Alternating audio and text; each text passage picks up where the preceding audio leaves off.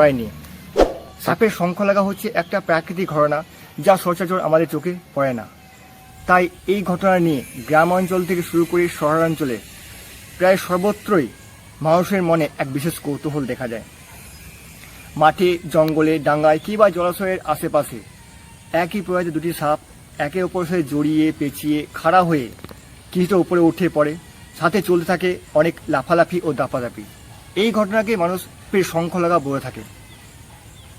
সাপের শঙ্খ লাগা নিয়ে মানুষের মনে অনেক কুসংস্কার আছে, যেমন সাপের শঙ্খ লাগার স্থানে নতুন গামছা বা কাপড় বিছিয়ে দিলে সেই কাপড় বা গামছা যত্ন সহকারে বাড়িতে রাখলে পরিবারের উন্নতি হয়। কেউ মনে করেন সাপের শঙ্খ লাগা দেখলে সন্তান লাভের বাসনা পূর্ণ হয়। আবার কেউ কেউ মনে করেন সাপের শঙ্খ লাগা বৃষ্টিপাতের পূর্বাভাস এনে দেয়। কিছু মানুষ বলে থাকেন সাপের শঙ্খ লাগা দেখা ব্যক্তির জন্য অনেক শুভকামনা নিয়ে আসে।